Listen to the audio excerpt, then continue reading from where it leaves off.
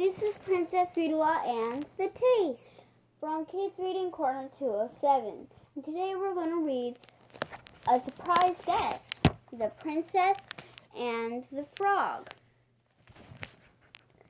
This story is written by Natalie Amanda Lees and illustrated by Studio iBox and Walt Sturrock. Copyright 2010. Disney Enterprises, Inc., based on the characters from the movie The Princess and the Frog. Copyright 2009, Disney Enterprises, Inc. Story inspired in part by the book The Princess and the Frog, the E.D. Baker. Copyright 2002, published by Bloomsbury Publishing, Inc. And now we're going to start. It was a balmy afternoon in New Orleans, perfect for a night with friends. Charlotte, honey, Big Daddy LaBeouf called to his daughter, how about going to Tina's palace for supper tonight? Oh, Daddy, that would be perfect. Just give me a minute to change. A little later, Big Daddy and Charlotte drove off.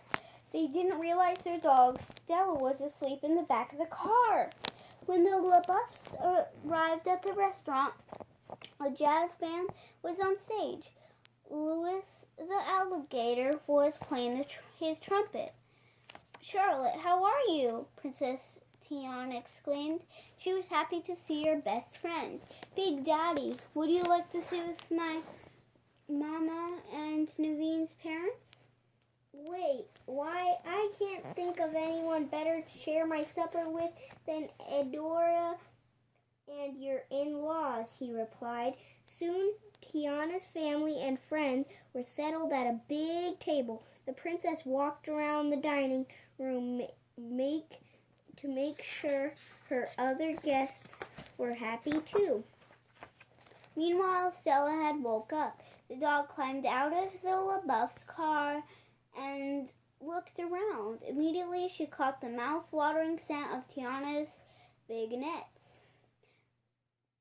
Stella followed her nose right into the restaurant kitchen. Looky here, shouted one of the cooks. We have a visitor. Here you go, puppy. Have some of this gumbo. It's a new recipe. Stella eagerly tasted the dish. It was delicious. A moment later, a waiter threw her a large bone. The dog couldn't believe her good luck. Stella spent the whole evening in the kitchen, while Charlotte and Big Daddy dined to Louis's jazz music and talked with their friends. Stella was getting all kinds of treats. Late that night, after the last jazz number had been played, all the guests went home. Charlotte and Big Daddy never realized that Stella was also at the restaurant. Ta-da! Charlotte called as they left. Eudora left with Naveen's parents. Turning to her daughter, she said, I never heard the band play quite that well. And that new gumbo, absolutely delicious. I'll see you tomorrow, sweetheart. After Princess Tiana walked her family to the door, she went back to the dining room to finish cleaning up. A few minutes later, Louis and the band went to the kitchen for their evening meal. As they walked in, Stella began to bark. Grrr, woof. She was terrified of the giant alligator.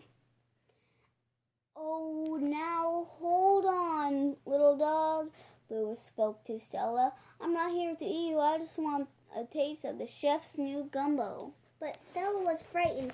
She kept barking. The kitchen staff and the band members looked at each other. They weren't sure what to do. In the dining room, Tiana and Naveen heard the barking. They rushed to see what was causing the commotion. Tiana recognized the LaBouf's pet at once. Stella, what are you doing here? She asked. Don't worry, Louis is our friend. He wouldn't hurt anybody. That's true, Naveen cried, putting his arm around Louis. He is nothing but a big guy with an even bigger heart. The alligator peeked out from behind his tail. He didn't understand why the dog was so upset. Stella looked at him suspiciously.